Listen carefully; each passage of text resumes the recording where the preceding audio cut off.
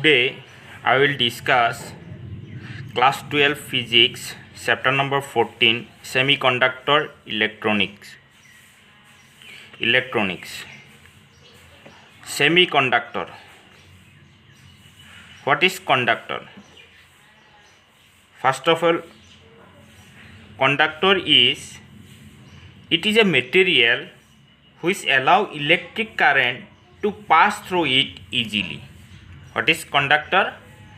It is a material which allow electric current to pass through it easily. Then what is semiconductor? Semi means the which is between conductor and insulator. Again, what is insulator? What is insulator? It is the material. It is the material which does not allow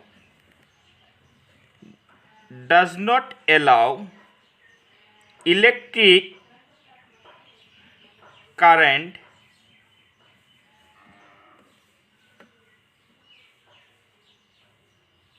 to pass through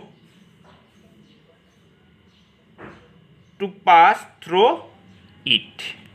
Example: plastic, glasses, wood মানে অপৰিবাহী। এইটো অসমীয়াত আমি কি বুলি কওঁ? অপৰিবাহী। যে অপৰিবাহী পদাৰ্থ কোনবোৰ? যিবোৰ পদাৰ্থৰ মাজেৰে ইলেক্ট্ৰিক কাৰেণ্ট কি নহয়? পাছ নহয়। যেনেকুৱা প্লাষ্টিকৰ মাজেদি আমাৰ কাৰেণ্ট পাছ নহয়, গ্লাছৰ মাজেদি নহয়, উড মানে হ'ল কাঠৰ মাজেদি নহয়। কণ্ডাক্টৰ মানে হ'ল, what is conductor? First of all, what is conductor? It is the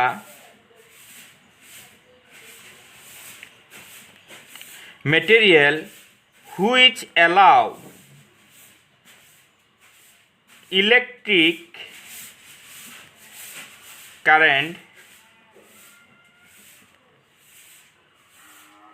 to pass through it easily.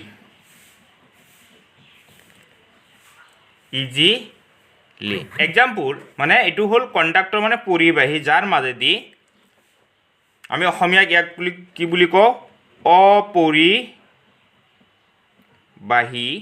আৰু এইটো হ'ল পৰিবাহী।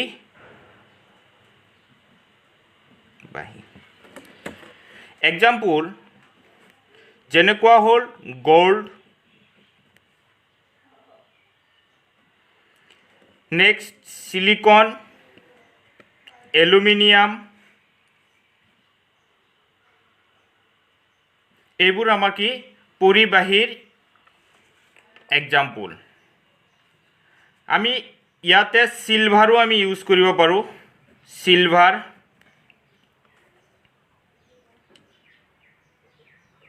Aluminium, silver, copper.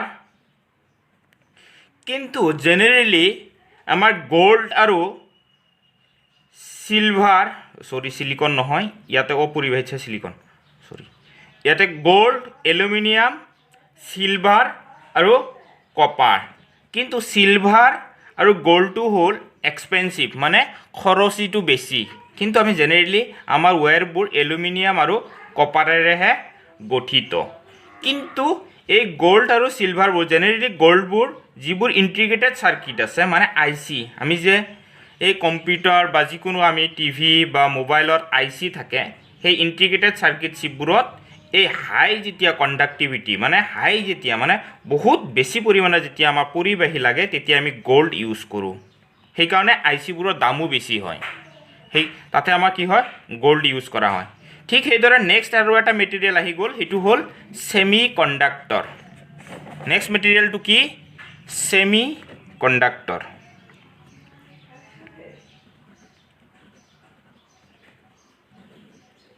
এইটো হ'ল আমাৰ সেমি কণ্ডাক্টৰ এট লো টেম্পাৰেচাৰ। এইটো একচুৱেলি এনেকুৱা হয় যেতিয়া লো টেম্পাৰেচাৰ হয় তেতিয়া সি কাম কৰে ইনচুলেটৰৰ নিচিনা মানে অপৰিবাহীৰ নিচিনা, আৰু যেতিয়া সি হাই টেম্পাৰেচাৰ হয় যে এৰাউণ্ড 300 কেলভিন তেতিয়া ই কি কৰে, সি কণ্ডাক্টৰৰ নিচিনা কাম কৰে। সেইকাৰণে ইয়াক আমি কওঁ যে ইয়াৰ কি হয় কণ্ডাক্টিভিটিও আছে, কেতিয়াবা কেতিয়াবা সি কণ্ডাক্টৰো কাম কৰে, কেতিয়াবা কেতিয়াবা সি কি কৰে ইনচুলেটৰো কাম কৰে। আমি এইটো লিখিলে এনেকুৱাকৈ লিখিম at low temperature it does not allow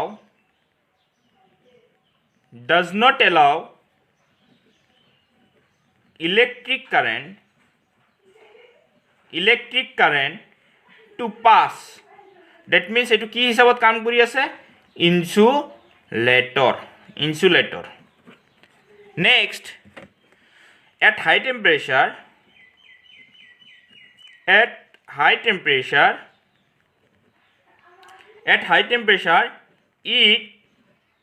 it allows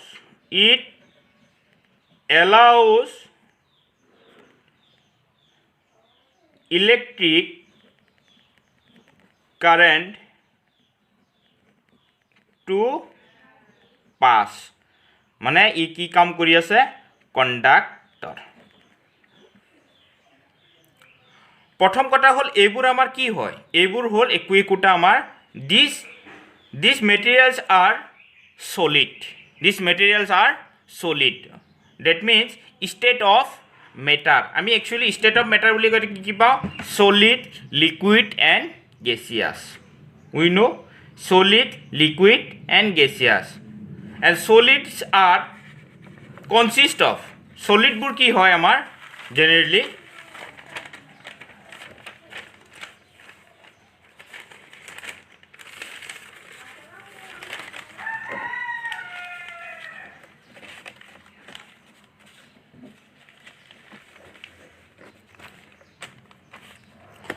solid material.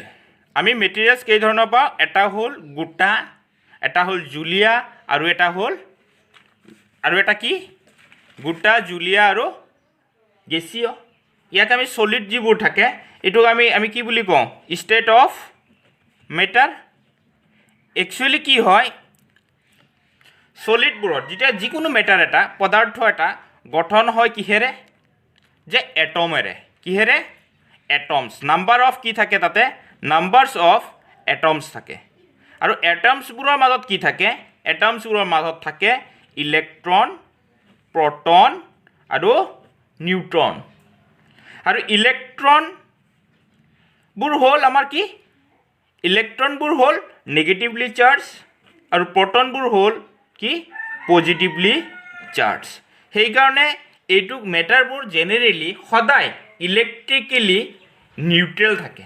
কি থাকে, যে number of protons equal number of electrons equal to number of protons আমাৰ সমান থাকে। সেইকাৰণে আমি কি বুলি কওঁ যে ইহঁতৰ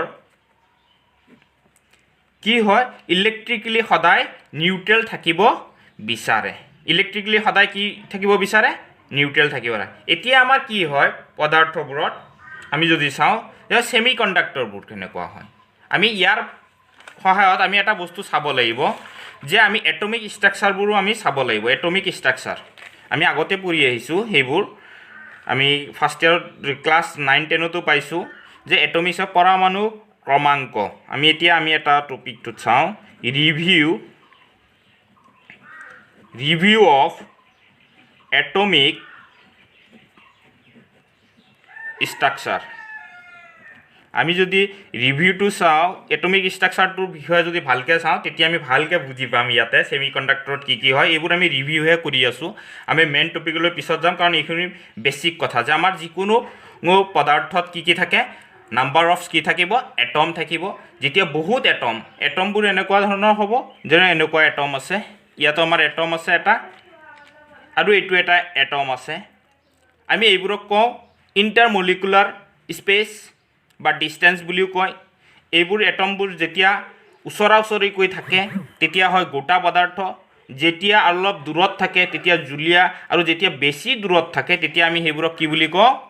গেছীয় পদাৰ্থ বুলি কওঁ। সেইকাৰণে এটমছবোৰৰ বিষয়ে আমি ভালকৈ আগতে শিকি লওঁ। এটমছত একচুৱেলি মেইন কি থাকে? Proton, neutron, electron. আৰু আমি এটমছৰ আগতে ৰিভিউটো চাইছোঁ। ছাপ'জ এটা মই লৈছোঁ এলুমিনিয়াম। এলুমিনিয়ামৰ কিমান পৰমাণু ক্ৰমাংক? Atomic number is 13। আৰু ইয়াৰ যদি আমি কি চাওঁ, বিন্যাসটো চাওঁ, মানে এটমিক ষ্ট্ৰাকচাৰ যদি চাওঁ, ইয়াৰে এইটো কেনেকুৱা হ'ব? 1s2 2s2 2p 6 3s2 3p1 কেইটা হ'ল? দুটা, আৰু এইটো এই 2 মানে দুটা, তাৰপিছত 8টা 10টা, এই 13টা। মানে আমি ক'ব পাৰোঁ এইবোৰক আমি কি বুলি কওঁ? এইবোৰক আমি কওঁ চেল নাম্বাৰ, যে 1 নম্বৰ 2 আৰু 3 নম্বৰ। যেনেকুৱা আমি ইয়াতে চাব পাৰোঁ যে আমি কি বুলি কওঁ? এইবোৰক আমি আৰু এটা নাম দিওঁ যে অৰবিট বুলিও কওঁ। এইবোৰক আমি কি বুলি কওঁ? অৰবিট বুলি কওঁ। এইটো হ'ল প্ৰথমটো হ'ল আমাৰ নিউক্লিয়াছ। ইয়াত আমাৰ প্ৰটন আৰু কি থাকে? নিউট্ৰন থাকে। ই পজিটিভলি চাৰ্জ। প্ৰটন আৰু কি থাকে? নিউট্ৰন থাকে। আৰু ইয়াৰ পিছত যিবোৰ থাকে এইবোৰক আমি কি বুলি কওঁ? এইবোৰক কওঁ আমি অৰবিট। এইবোৰক আমি কি বুলি কওঁ? প্ৰত্যেকটো একোটা কি বুলি কওঁ? আমি অৰবিট বুলি কওঁ। এই অৰবিটবোৰৰ নাম হ'ল, প্ৰথমটো আমি এনে জেনেৰেলি দিয়া আছিলে KLM, তাৰপিছতটো হ'ল N। যদি হয় এইবোৰক আমি আৰু নাম দিওঁ যে এইবোৰক আমি কওঁ ইনাৰ চেল বুলিও কয় বা ইনাৰ অৰবিট বুলিও কয়। এইবোৰক আমি যদি এতিয়া এটমিক নাম্বাৰটো কওঁ, প্ৰথম চেলটোত কিমান আছে? প্ৰথম অৰবিটটোত কেইটা আছে? দুটা। এইটো হ'ল প্ৰথম অৰবিটত কেইটা আছে? দুটা। তাৰপিছত অৰবিটটোত কেইটা আছে? দুটা আৰু 6টা 8টা আছে। মানে এইটো হ'ব কেইটা থাকিব? ইয়াতে 8টা থাকিব।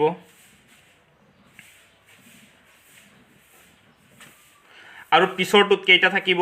পিছৰটোত থাকিব আমাৰ 3টা। পিছৰটোত আমাৰ কি থাকিব? 3টা থাকিব। এইবোৰক আমি কি বুলি কওঁ? এই লাষ্টৰ যিটো অৰবিট থাকে ইয়াক কওঁ আমি ভেলেন্স শেল বা এনাৰ্জি লেভেল ইয়াত বুলি কোৱা হয়।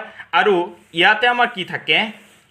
যিবোৰ আমি এই ইলেক্ট্ৰনবোৰ, এই যিবোৰ ইলেক্ট্ৰন আছে এইবোৰ একোটা ফ'ৰ্চৰ সহায়ত কি থাকে? নিউক্লিয়াছৰ লগত এটা বণ্ডিঙত থাকে। সেই ফ'ৰ্চটোৰ নাম হ'ল ইলেক্ট্ৰষ্টেটিক ফ'ৰ্চ। এই ফ'ৰ্চটোৰ নাম কি?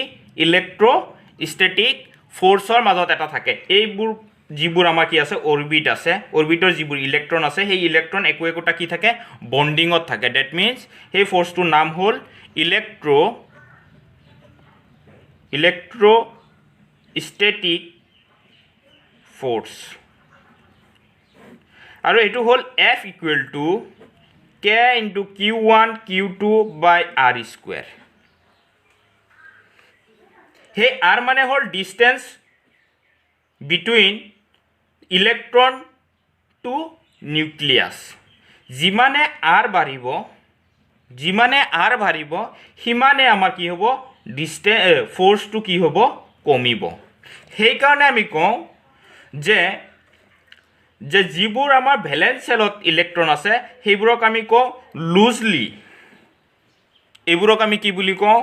Loosely bonded electron. আৰু যিবোৰ আমাৰ ইনাৰ চেলত আছে, যেনেকুৱা এইটোত আছে, সেইবোৰক আমি কি বুলি কওঁ? সেইবোৰক কওঁ আমি ষ্ট্ৰংলি বণ্ডেড। কি বুলি কওঁ? ষ্ট্ৰংলি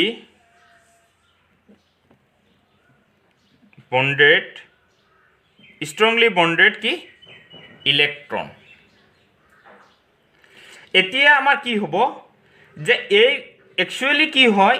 এটমিক ষ্ট্ৰাকচাৰত যিকোনো এটম এটাই নিজৰ যিটো বেলেন্স চেল আছে সেইটোত অলৱেজ 8টা ইলেক্ট্ৰনহে কি হ'ব পাৰে? থাকিব পাৰে। তেতিয়া আমি যদি থাকে তাক আমি কি বুলি কওঁ? Neutral atom. আৰু যেতিয়া সেই এটমটো হি নিউট্ৰেল হ'ব খুজিলে ইয়াত সাপোজ এইটোত কিমান কিমান আছিলে প্ৰথমটো আছিলে 2 8 and 3 যদি আমাৰ কি কৰে এই যেটো এটম আছিলে এলুমিনিয়াম কি হয় এটম এলুমিনিয়াম কি হয় একোটা এটম হয় এই যেতিয়া এটমটোৱে ইয়াৰ ব্যালেন্স সেল ই কি কৰিব নিজকে সুস্থিৰ কৰিব কাৰণে মানে স্টেবল কৰিব কাৰণে এই তিনটা ইলেক্ট্ৰন হি কি কৰিব এৰি দিব যেতিয়া এই ইলেক্ট্ৰন এই তিনটা এৰি দিব তেতিয়া ইয়াৰ কেইটা থাকিব 2 * 8 তেতিয়া হি এই এলুমিনিয়ামটো কি হৈ যাব নিউট্ৰেল হৈ যাব আৰু নিউট্ৰেল যেতিয়া হ'ব তাক আমি কম এই এলুমিনিয়াম তেতিয়া আমি কম এলুমিনিয়াম আয়ন তেতিয়া আমি কি বুলি কম এলুমিনিয়াম আয়ন আৰু এই আয়নটো কি হ'ব পজিটিভলি চাৰ্জ এলুমিনিয়াম আয়ন এটুক আমি কি বুলি কম পজিটিভলি চাৰ্জ এলুমিনিয়াম আয়ন সাপোজ এনেকুৱা কিছুমান এলিমেন্ট আছে যিবোৰত কি কৰে হি এটা ধৰক এনেকুৱা আছে 2 8 7 হি এটা ইলেক্ট্ৰন ল'ব যেতিয়া ক্লোৰিনৰ নিচিনা যেতিয়া এটা ইলেক্ট্ৰন যেতিয়া ল'ব হি লোৱাৰ লগে লগে ই কি হৈ যাব নেগেটিভলি চাৰ্জ কি হৈ যাব চাৰ্জ নেগেটিভলি চাৰ্জ আয়ন হৈ যাব তেতিয়া ই নেগেটিভলি চাৰ্জ আয়ন হৈ যাব এতিয়া আমি ক'ব পাৰো যে এই যে ইলেক্ট্ৰনবোৰ আছে হি কেনেকাকে ৰিমুভ হৈ যাব এইবোৰ ইলেক্ট্ৰন যেতিয়া ৰিমুভ হৈ যাব তাক আমি কওঁ ফ্ৰী ইলেক্ট্ৰন এইবোৰক আমি কি বুলি কওঁ ফ্ৰী ইলেক্ট্ৰন সেইবোৰক আমি কি ক'ব পাৰো ফ্ৰী ইলেক্ট্ৰন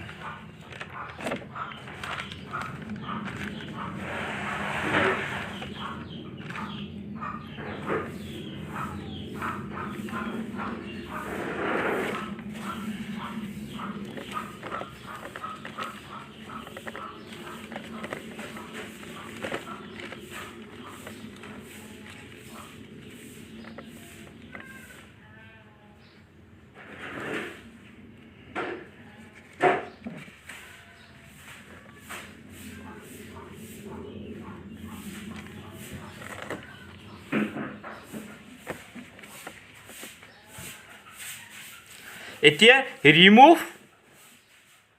আমি যে সেই ইলেক্ট্ৰনবোৰ যদি ৰিমুভ কৰিব খোজো ৰিমুভটো আমি কেনেকৈ কৰিব পাৰিম এইটো আমি তিনটা প্ৰসেছৰ সহায়ত কৰিব পাৰিম এক নম্বৰত হ'ল যদি আমি কি কৰো ইলেক্ট্ৰিক ফোৰ্স এপ্লাই কৰো যদি সেই এলিমেন্টত কি কৰো আমি ইলেক্ট্ৰিক ফোৰ্স ইলেক্ট্ৰিক কি ফোৰ্স যদি আমি এপ্লাই কৰো দ্যাট মিন্স ইলেক্ট্ৰিক ফোৰ্স মানে ইয়াৰ ক্ষেত্ৰত আমাৰ কি বুজাব এটো পটেনশিয়াল নেক্সট আমি ৰিমুভ কৰিব পাৰিম কাৰণ যিকোনো বস্তু এটা হি অ্যাট্ৰাকশন ফোৰ্সত থাকিব আৰু এই ফোৰ্সটো আমি কি কৰিব লাগিব এটা ফোৰ্সৰ এই বান্ধনটো যদিও লুজলি আমাৰ কি হয় লুজলি বন্ডেড হয় কিন্তু তাতো আমাৰ কিহৰ দৰকাৰ ফোৰ্সৰ দৰকাৰ নহলে আমি কি কৰিব পাৰো light energy light oblique photon বুলি কওঁ আমি ইয়াক লাইটক আৰু এটা শব্দ কয় কি ফটন এনাৰ্জিৰ সহায়ত আমি কি কৰিব পাৰিম নহলে আমি হাই টেম্পাৰেচাৰৰ সহায়ত নহলে আমি কি কৰিব পাৰো হাই টেম্পাৰেচাৰ মানে উচ্চ তাপো দি পিনে আমি কি কৰিব পাৰিম এই ইলেক্ট্ৰনবোৰক কি কৰিব পাৰিম ৰিমুভ কৰিব পাৰিম আৰু সেই ৰিমুভ যেতিয়া কৰিম তেতিয়া সেইবোৰক কি হৈ যাব আয়ন হৈ যাব সেইবোৰ আমাৰ কি হৈ যাব একোটা কি হৈ যাব আয়ন হৈ যাব এতিয়া আমি চাম যে এই যে ইলেক্ট্ৰনবোৰ আছিলে এই যে মেটেৰিয়েলবোৰক আমি কৈছো আমি কণ্ডাক্টিভিটি আমি যে কৈছো এটা কি বুলি কণ্ডাক্টৰ আৰু এটা কৈছো আমি ইনসুলেটৰ আৰু এটা কৈছো সেমি কণ্ডাক্টৰ এইটো আমি কেনেকৈ ক'ব পাৰিছো যদি তাৰে আমি কিছুমান মেজাৰমেন্ট চাওঁ তাৰ যদি আমি কি চাওঁ মেজাৰমেন্ট যদি চাওঁ তেতিয়ালে আমি ক'ব পাৰিম কিছুমান আমাৰ মেজাৰমেন্ট আছে যে এইটোৰ সহায়ত আমি ক'ব পাৰিম যে এই এলিমেন্টটো হয় কণ্ডাক্টৰ এটা হ'ল ইনসুলেটৰ আৰু এটা হ'ল কি সেমি কণ্ডাক্টৰ সেইবোৰ আমি কাৰ ওপৰত ক'ব পাৰিম types of material based on আমি যদি কওঁ বেসড অন মানে কি হৈছে কি টাইপসৰ ওপৰত বেস কৰি আমি সেই কণ্ডাক্টৰ ইনসুলেটৰ আৰু সেমি কণ্ডাক্টৰ ভাগ কৰিছো এক নম্বৰটো হ'ল আমি কম আমি চেক কৰিব লাগিব কণ্ডাক্টিভিটি or resistivity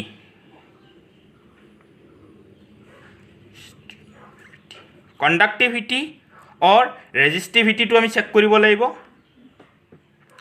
নেক্সট আমি চাব লাগিব নাম্বাৰ অফ ফ্ৰী ইলেক্ট্ৰনছ। কি বুলি কৈছোঁ? Number of free electrons. এইটো আমি কি চাম যে number of electrons per cubic centimetre or per cubic metre, সেইটোত আমি চাব লাগিব।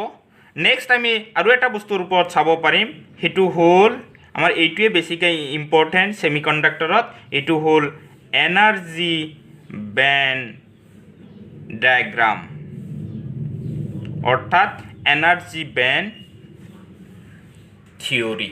আমাৰ এইকেইটাৰ ওপৰত বেছ কৰি, এই তিনিটা বস্তুৰ ওপৰত বেছ কৰি আমি মেটেৰিয়েল কেইটা কি ভাগত ভাগ কৰিছোঁ। এটা হ'ল কণ্ডাক্টৰ, এটা হ'ল ইনচুলেটৰ আৰু এটা হ'ল ছেমি কণ্ডাক্টৰ।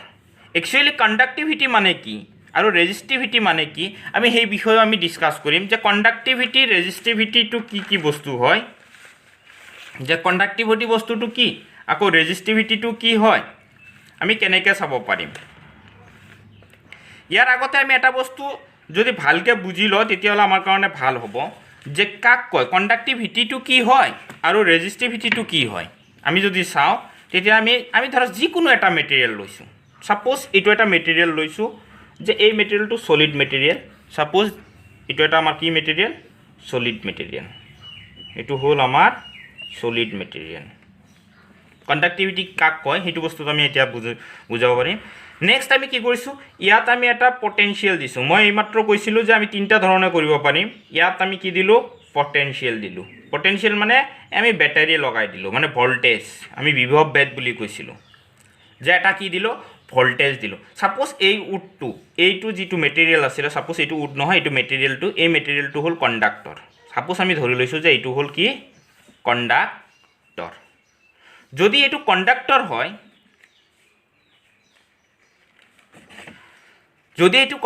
হয়, তেতিয়া আমি চাম যে একচুৱেলি পজিটিভ, ইয়াত এইটোক আমি কি বুলি কওঁ? বেটাৰী। এইটো পজিটিভ, এইটো হ'ল নেগেটিভ।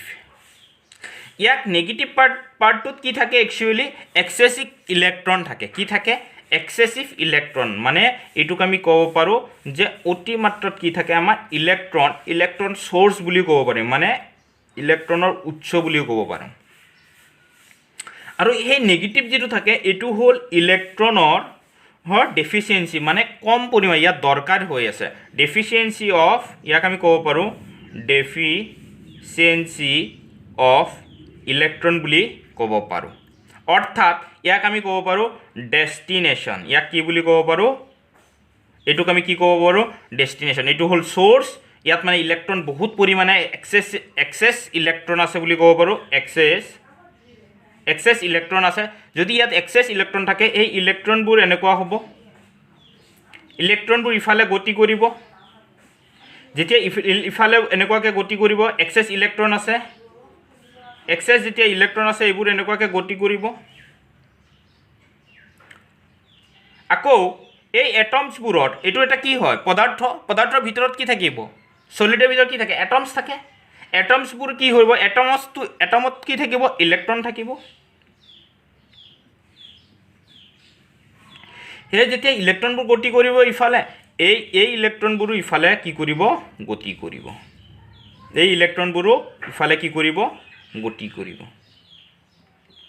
যিহেতু এইটো ইলেক্ট্ৰনৰ কম হৈ আছে, ডেফিচিয়েঞ্চি হৈ আছে, মানে কম হৈ আছে, সেইকাৰণে এই ইলেক্ট্ৰনবোৰ ইফালে আহিব।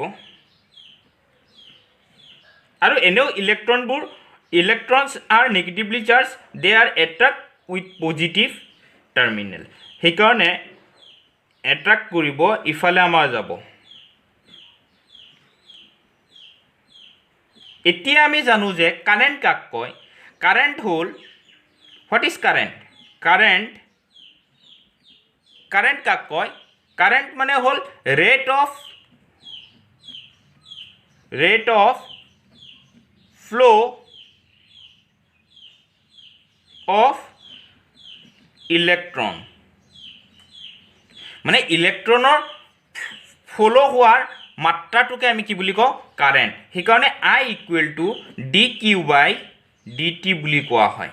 মানে I equal to d q নধৰি আমি ডাইৰেক্টলি কিউ বাই টি মানে ৰেট অফ ফ্ল' অফ মানে এটা নিৰ্দিষ্ট টাইমত কিমান পৰিমাণৰ চাৰ্জ মানে ইলেক্ট্ৰন কি হৈছে পাৰ হৈছে সেইটোকে আমি কি বুলি কওঁ কাৰেণ্ট তেতিয়াহ'লে আমি ইয়াতে কি পাম কিছু হ'লেও আমি কি পাম কাৰেণ্ট পাম মানে এই কাৰেণ্টটো কেতিয়াও কি হ'ব নোৱাৰে শূন্যৰ সমান হ'ব নোৱাৰে কিবা না কিবা এটা আমি মাত্ৰা কি পাম কাৰেণ্ট পাম ইয়াকে আমি কি বুলি কওঁ এই যেটো হৈ গ'ল এই যে ইলেক্ট্ৰনটো ফ্ল' হৈছে ইয়াকে আমি কওঁ কণ্ডাক্টিভিটি ইয়াকে আমি কি বুলি কওঁ কণ্ডাক্টিভিটি মানে ইয়াত কিমান মাত্ৰা কাৰেণ্ট পাৰ হৈছে ঠিক সেইদৰে যদি আমি ইনসুলেটৰৰ ক্ষেত্ৰত চাওঁ একচুৱেলি ক'বলৈ গ'লে ফ্ৰী ইলেক্ট্ৰন ইজ ৰেছপন্সিবল ইয়াৰ পৰা আমি কি গম পালোঁ এই যিবোৰ ইলেক্ট্ৰন ইয়াত থাকে এই এটমটোৰ যিবোৰ ফ্ৰী ইলেক্ট্ৰন থাকে এটমটোত কি থাকিব ফ্ৰী ইলেক্ট্ৰন থাকিব যেতিয়া আমি ইয়াতে ভল্টেজ দিলোঁ ভল্টেজ দিয়াৰ লগে লগে কি হৈ গৈছে এটমটোৰ পৰা কিছুমান ইলেক্ট্ৰন পাইছে সেইকাৰণে আমি ক'ব পাৰোঁ যে ফ্ৰী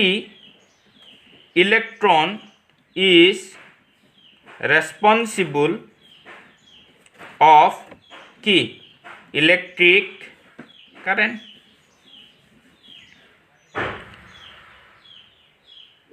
ইলেক্ট্ৰিক কাৰেণ্ট যেতিয়া ফ্ৰী ইলেক্ট্ৰন বাঢ়িব যেতিয়া কি হ'ব এতিয়া আমি ইয়াৰ পৰা গম পাওঁ যদি ইয়াত বহুত পৰিমাণে ফ্ৰী ইলেক্ট্ৰন থাকে তেতিয়াহ'লে কি হ'ব যেতিয়া আমাৰ কি থাকিব ফ্ৰী ইলেক্ট্ৰনটো বেছি হ'ব তেতিয়া আমাৰ কি হ'ব ইয়াৰ কণ্ডাক্টিভিটিটো সেই পদাৰ্থটোৰ কণ্ডাক্টিভিটিক আমি কিহেৰে বুজাওঁ সিগমা কিহেৰে বুজাওঁ সিগমাৰে এই কণ্ডাক্টিভিটিটো কি হ'ব বেছি হ'ব আৰু এই কণ্ডাক্টিভিটিৰ উল্টা যেটো আছে সেইটোকে আমি কি বুলি কওঁ ৰেজিষ্টিভিটি মানে বাধা দিয়া মানে কোনো এটা বস্তুক বাধা দিয়াটোকে আমি কি বুলি কওঁ ৰেজিষ্টেন্স আৰু সেইটো কাৰ্যটো আমি কি বুলি কওঁ ৰেজিষ্টিভিটি আৰু সেইকাৰণে ৰেজিষ্টিভিটিটো কি হৈ যাব আমাৰ কি হৈ যাব কমি যাব ডেট মিন্স ৰেজিষ্টিভিটিটো আমাৰ কি হৈ যাব বা আমি ইয়াক আমি ৰেও বুজাব পাৰোঁ ৰেজিষ্টিভিটিটো কমি যাব ঠিক সেইদৰে আমি যদি এটা ইনসুলেটৰৰ ক্ষেত্ৰত চাওঁ ইনসুলেটৰে কি কৰে এই যেটো ফ্ল' আছিলে ইনসুলেটৰে কি কৰিব এই যেটো ফ্ল' আছে ইয়াতে আমাক যাব নিদিব ইনসুলেটৰ পদাৰ্থ যদি থাকে কাৰণ তাতে ফ্ৰী ইলেক্ট্ৰন নাথাকে যেতিয়া নাথাকিব তেতিয়া ইয়াতে আমাৰ এই ইলেক্ট্ৰনটো পাছ কৰিব নিদিয়ে যেতিয়া আমাৰ পাছ হ'ব নিদিয়ে তেতিয়া আমাৰ ইয়াৰ মাজেদি কোনো ধৰণৰ কাৰেণ্ট ফ্ল' নহয় যেনেকুৱা সেইবোৰ হ'ল গ্লাছ উড আৰু প্লাষ্টিক সেইবোৰ আমাক কি কৰিব নিদিয়ে যাব নিদিয়ে এতিয়া আমি চাম কণ্ডাক্টৰত আমি ইয়াতে এটা বস্তু চালোঁ কণ্ডাক্টৰ মানে কি কয় এতিয়া আমি ইয়াৰ পৰা যদি কওঁ সলিডৰ পৰা যদি কওঁ those solid which high conductivity and low' resistivity তাক আমি কি বুলি ক'ব পাৰোঁ কণ্ডাক্টৰ মানে যিবোৰ পদাৰ্থৰ পৰিবাহিতা বহুত বেছি আৰু ৰোধকতাটো কম তাক আমি কি বুলি ক'ম কণ্ডাক্টৰ মানে আমি আৰু এটা শব্দ ক'ব পাৰোঁ যে কণ্ডাক্টৰটো আমি কেনেকুৱা হিচাপত লিখিব পাৰোঁ কণ্ডাক্টৰটো আমি এই হিচাপতো আমি ক'ব পাৰিম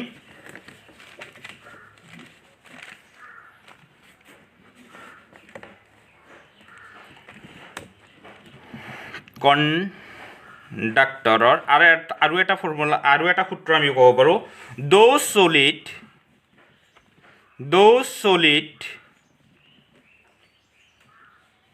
those solids which have high conductivity and low resistivity যিবোৰ গোটা পদাৰ্থৰ কণ্ডাক্টিভিটিটো কি হয় বেছি আৰু ৰেজিষ্টিভিটিটো কম তাক আমি কি বুলি ক'ম কণ্ডাক্টৰ ঠিক সেইদৰে ইনসুলেটৰ বুলি ক'লে কি কাক ক'ম ইনসুলেটৰ কাক ক'ম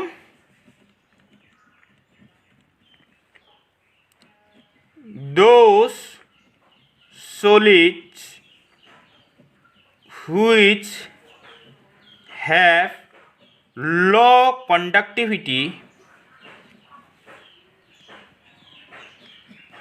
and low resistivity যাৰ লো নহয় হাই ৰেজিষ্টিভিটি যাৰ ৰোধকতাটো বহুত পৰিমাণে বেছি আৰু যাৰ আমি কি কওঁ ল' কণ্ডাক্টিভ পৰিবাহিতা কম তাক আমি কি বুলি ক'ম ইনচুলেটৰ এতিয়া আসল কথা হ'ল যে কণ্ডাক্টিভিটি কাক কয় কণ্ডাক্টিভিটি মই অলৰেডি বুজালোঁ কিন্তু তাকো আমি এবাৰ চাইছোঁ যে ফৰ্মুলাটো আমি লিখোঁ আমি যদি সূত্ৰটো লিখোঁ যে কি কেনেকুৱাকৈ লিখিম কণ্ডাক্টিভিটি কণ্ডাক্টিভিটি হ'ল এটা মেজাৰমেণ্ট যে এটা মেজাৰ কৰিছোঁ measurement of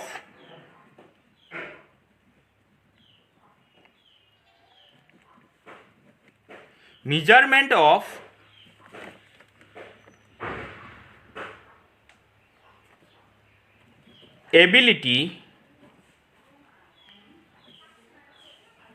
of a material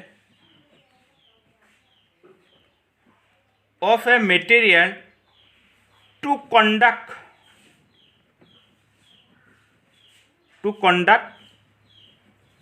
electric current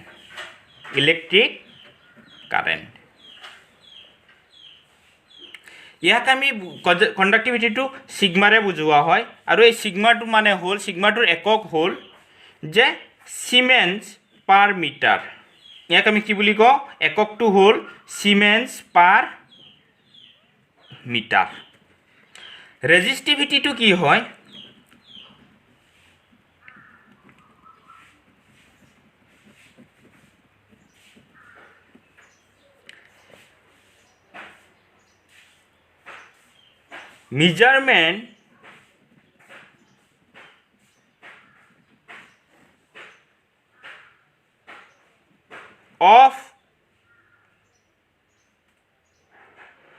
measurement of ability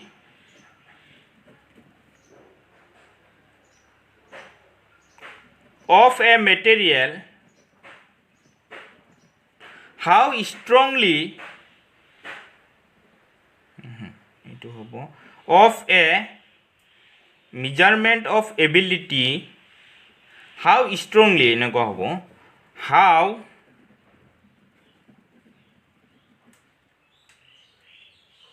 how